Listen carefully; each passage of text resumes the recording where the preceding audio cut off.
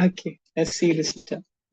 Okay, dear Dr. Stevens, right? And after that, after dear Dr. Stevens, there would be a comma, right? That would be better. Okay, because we have to add. See, I told you guys where to add comma, right? So 2-3 places are more important. Okay, now regarding Ms. Fletcher, who is discharged today after successful recovery, okay, from endometriosis, she is from what? From endometriosis. She's stable now and needs your further care and assessment.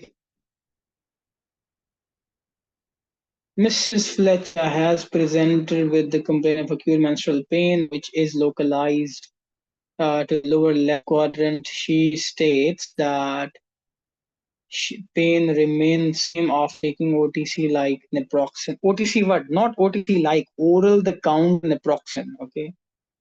Or oral the counter painkillers. Not like is there. And feels shy to discuss her sexual history.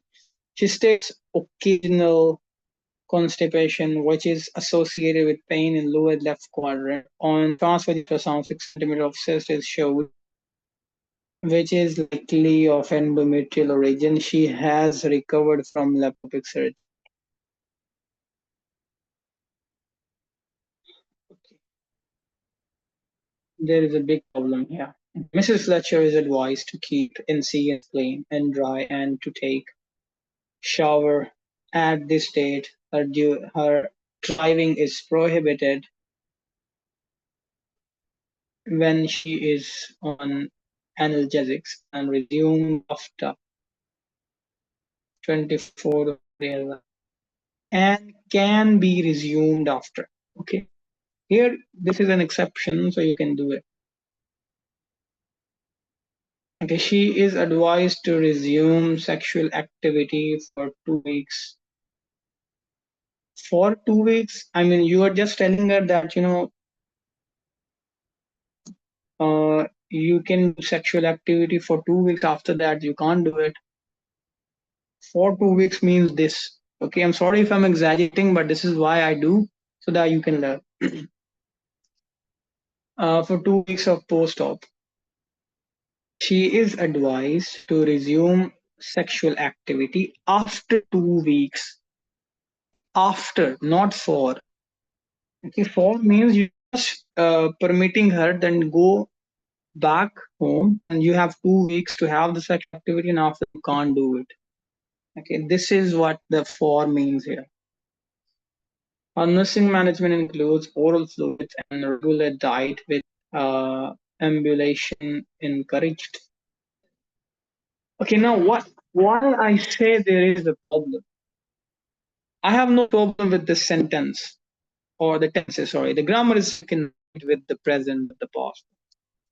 Some things that I told you guys, whenever you write ES or S, you have written many times, states that, states. She states. She states mean this is the present indefinite tense. So she states, it means she is gonna state for the rest of life.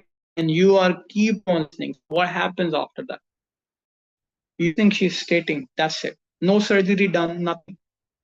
You guys are just sitting in the office having this conversation about her endometrium. But okay, no. This is how you have to think of it. She has stated, because this is done. The thing has been done. Okay. If there was a surgery that has done, that is done and dusted. Now it can't be, states. It can be has stated, or it can be past, or it can be present perfect, but it can't be present indefinite. Indefinite means something which is continuous in nature. You don't know when it ends. Okay, I hope you're getting one. So both states you have written should have been ignored. Or the other thing about your purpose, you have successful recovery from endometriosis.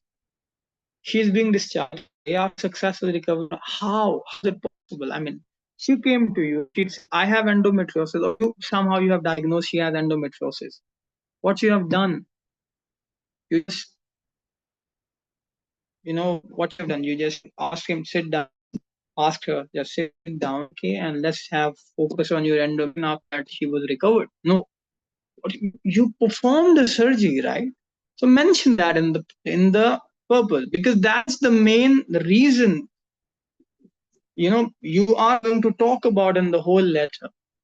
Okay, she presented, okay, this has happened, that happened. She was asked for a surgery. Laparoscopic surgery was done. She's recovering well.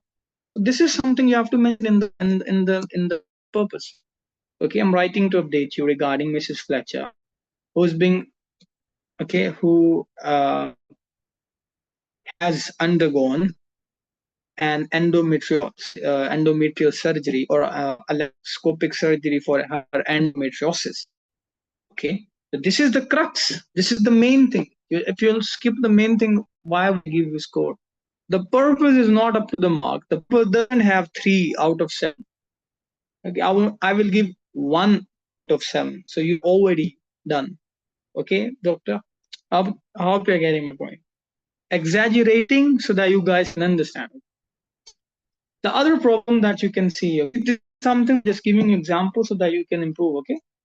The other thing here, I have mentioned about this for 2 weeks and things. Okay, so you should be very careful next time. Okay, and this with ambulation encouraged. See, as I mentioned in Dr. Hamza's letter, see, when you are unable to write something, or you have some doubt about that, don't write it.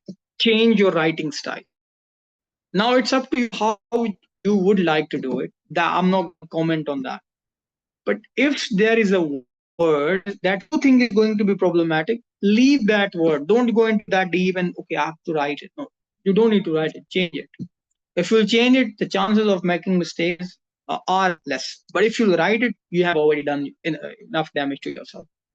Okay. So yeah, it's not good. These are the things that you have to improve. So it should make sense. This is why I have been asking you, read your letters. Read. If you read it, you will understand. Reread your letter after writing it. If you won't do it, you won't learn.